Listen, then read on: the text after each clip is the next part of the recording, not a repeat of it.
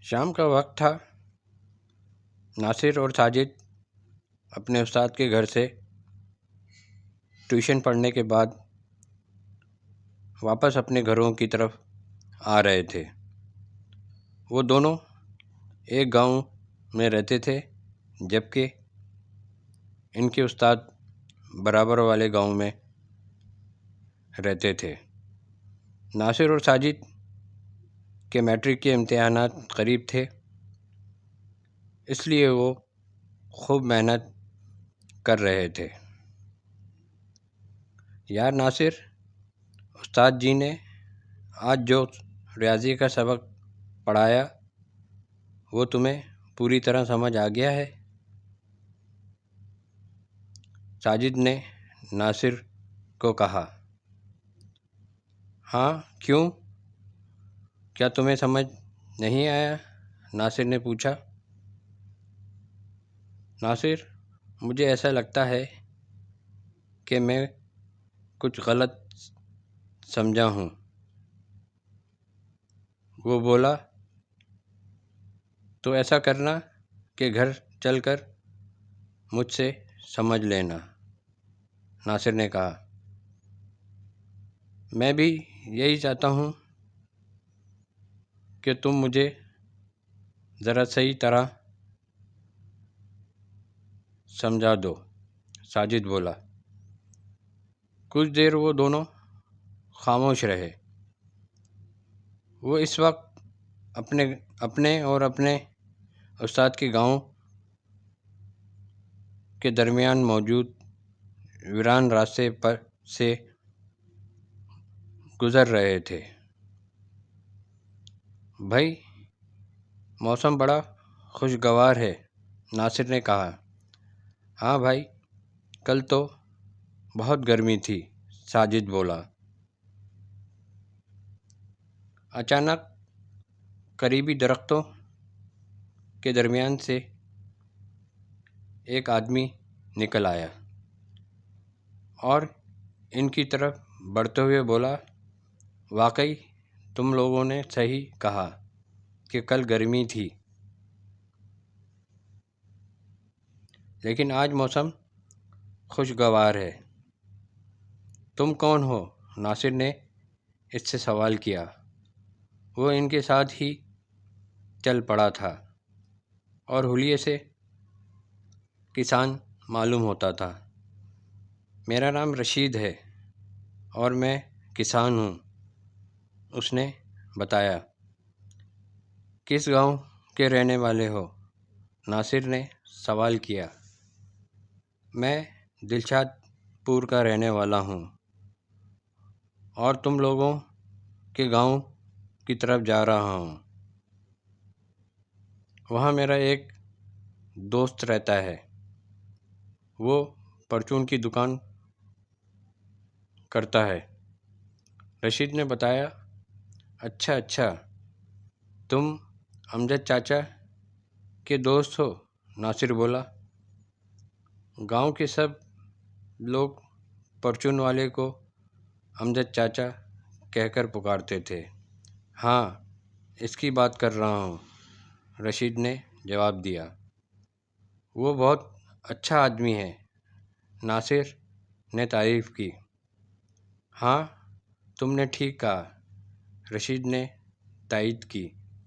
پھر ان کے ہاتھوں میں موجود کتابیں دیکھ کر بولا۔ تم لوگ پڑھ کر آ رہے ہو؟ ہاں، ناصر نے اثبات میں سر ہلایا۔ کیا پڑھتے ہو؟ رشید نے پوچھا۔ ہم لوگ اسکول میں پڑھتے ہیں، ناصر نے جواب دیا۔ اچھا، ویسے تم لوگوں نے کبھی کہانیوں کی کتابیں پڑھی ہیں؟ رشید نے ان دونوں کی طرف دیکھ کر پوچھا۔ ہاں، میں نے تو پڑھی ہے، ساجد نے جواب دیا۔ اس میں بھی سرکٹوں کی کہانیاں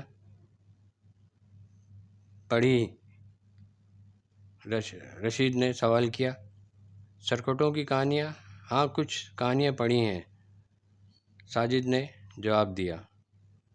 میں نے بھی ایک کہانی پڑھی تھی، اس میں تم لوگوں جیسے دو دوست اس طرح ایک جگہ سے گزر رہے ہوتے ہیں کہ انہیں ویران جگہ پر ایک آدمی مل جاتا ہے۔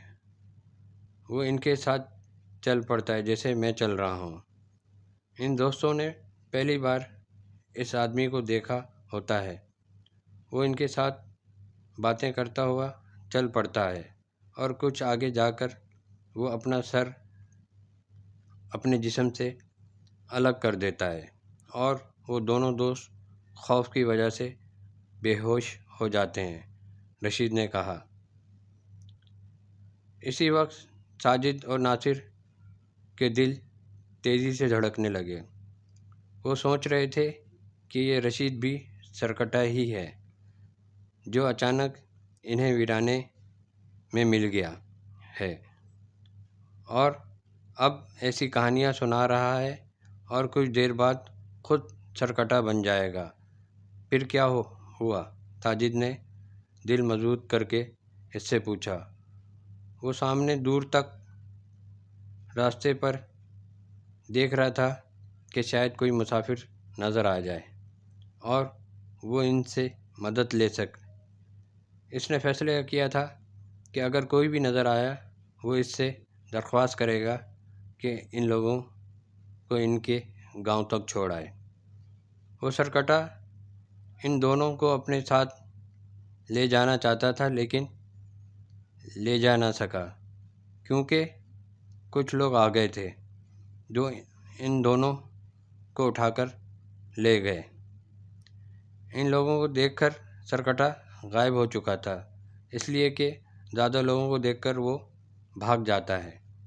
وہ ایک دو لوگوں کو ہی قابو کر سکتا تھا، رشید نے جواب دیا۔ اچانک ساجد اور ناصر کو اپنے عقب سے گھوڑے کے ہنہنانے اور تانگے کی آواز آئی۔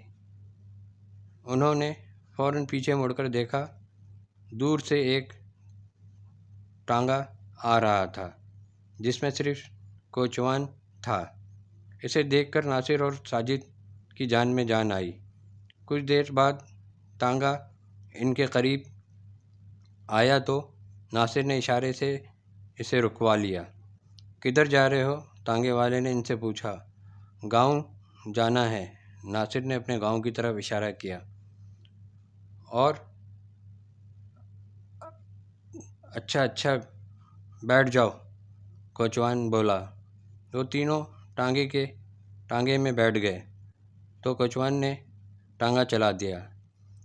ویسے ویرانوں میں اکثر چڑیلیں، بھوت اور سرکٹے ملتے رہتے ہیں، رشید نے کہا۔ ہاں یہ بات تو ہے، ناصر نے ہاں میں سر ہلایا۔